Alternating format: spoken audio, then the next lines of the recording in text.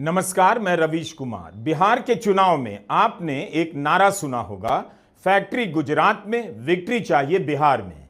इस नारे को थोड़ा खंगाल कर देखना चाहिए, केवल बिहार के लिए नहीं, बाकी हिंदी प्रदेशों के लिए भी।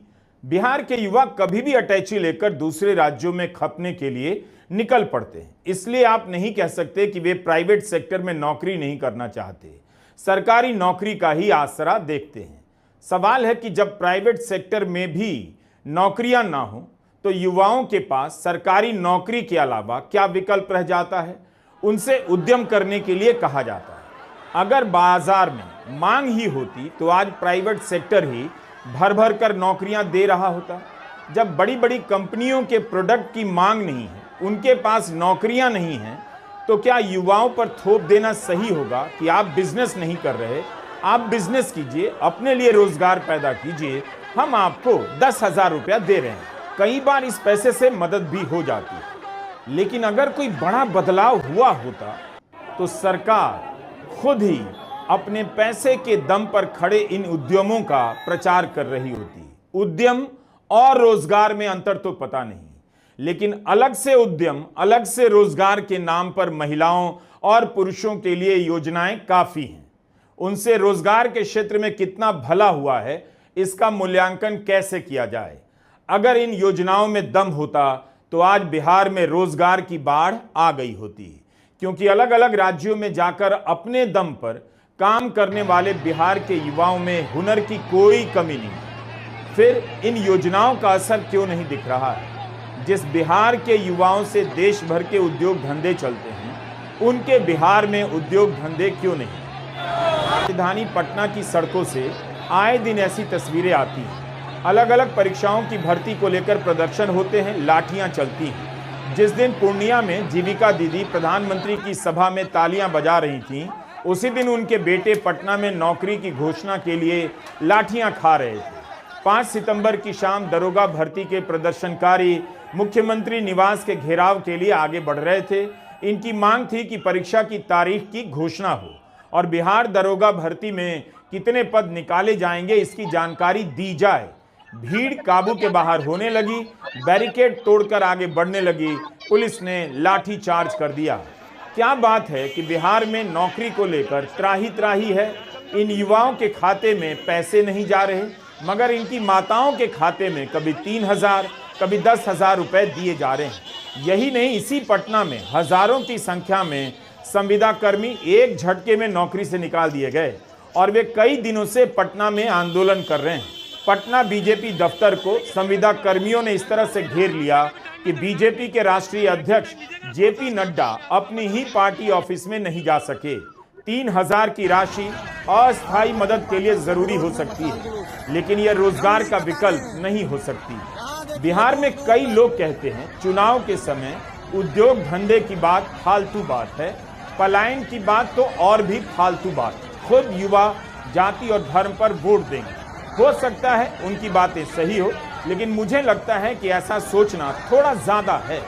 नौकरी सबको चाहिए। बिहार में इन दिनों उद्योग धंधों या इससे जुड़े प्रोजेक्ट की खूब घोषणाएं हो रही हैं। क्या चुनाव के कारण खाना पूर्ति के लिए घोषणाएं की जा रही हैं? 20 साल क्या कम होता है किसी एक व्यक्ति के लिए? इतना लंबा अवसर मिला नीतीश कुमार को और अभी भी प्रोजेक्ट के शिलान्यास से भ्रम पैदा किया जा रहा है।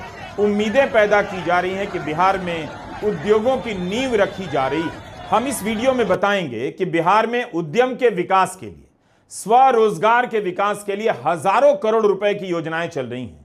हजारों लोगों को पैसे दिए गए हैं, फिर भी बिहार उद्योग और उद्यम के मामले में क्यों पिछड़ा है?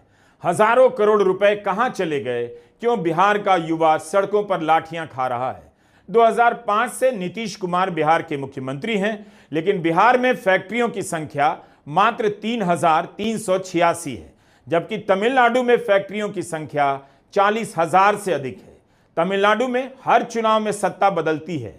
2 बार एआईएडीएमके की सरकार रही और 2 बार डीएमके की। तमिलनाडु में 2005 से लेकर 2025 के बीच 5 मुख्यमंत्री हुए।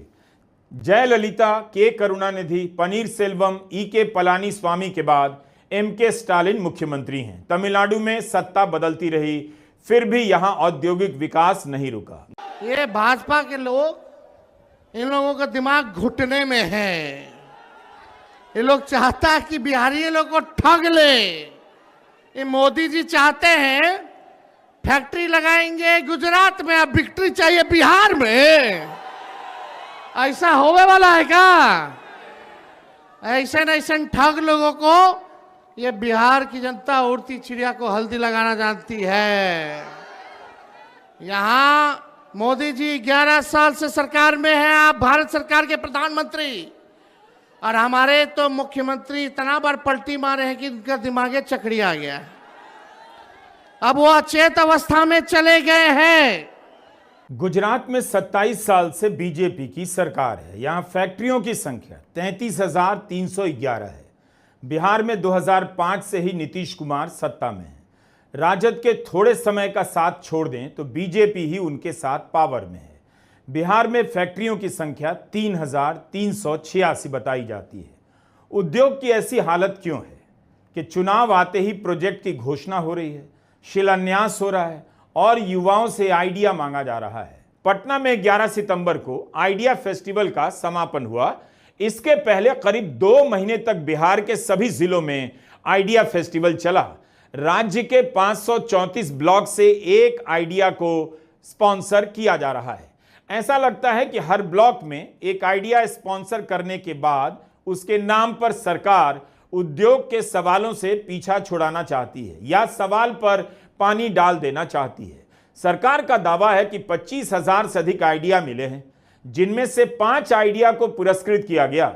इसी आइडिया फेस्टिवल के 4 दिन बाद बिहार के नौजवान पटना की सड़कों पर नौकरी के लिए लाठियां खा रहे थे।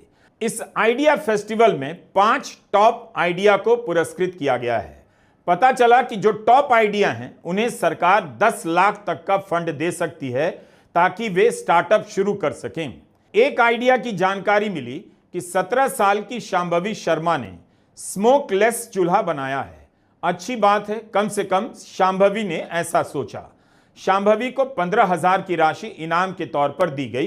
प्रथम पुरस्कार शशि कुमार और उनकी टीम को मिला, जिन्होंने पानी साफ करने का सिस्टम बनाया है, और दूसरा सहरसा के आदेश अर्नब की टीम को, जो एआई से चलने वाले ड्रोन पर काम कर रहे हैं। ऐसे युवाओं को कभी भी प्रोत्साहित किया जाना चाहिए।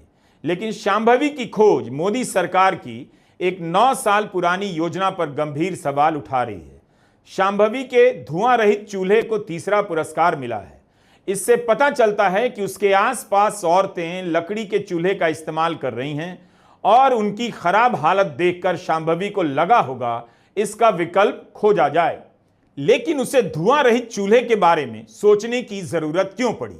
क्या उसके पास विकल्प के रूप में एलपीजी सिलेंडर से चलने वाले चूल्हे का कोई आइडिया नहीं आया, जिसे मोदी सरकार रसोई के धुएं से मुक्ति के अभियान से जोड़ चुकी है? आज से नहीं, 1 मई 2016 से जब उज्ज्वला योजना लॉन्च हुई, एक तरफ सरकार एलपीजी सिलेंडर का विस्तार कर रही है और दूसरी तरफ उसी सरकार के उद्योग मंत्री धुआं रहित चूल्हे को भविष्य का आइडिया मानकर पुरस्कृत कर रहे हैं। क्या उज्ज्वला फेल हो चुकी है, इसलिए शांभवी जैसी प्रतिभाशाली युवाओं को आगे आकर धुआं रहित चूल्हे के विकल्प बनाने पड़ रहे हैं? 12 सितंबर का सरकार का यह प्रेस नोट है। प्रेस इंफॉर्मेशन ब्यूरो ने जानकारी प्रकाशित की है कि प्रधानमंत्री उज्ज्वला योजना के अंतर्गत बिहार में 1 करोड़ 16 लाख एलपीजी कनेक्शन दिए गए हैं।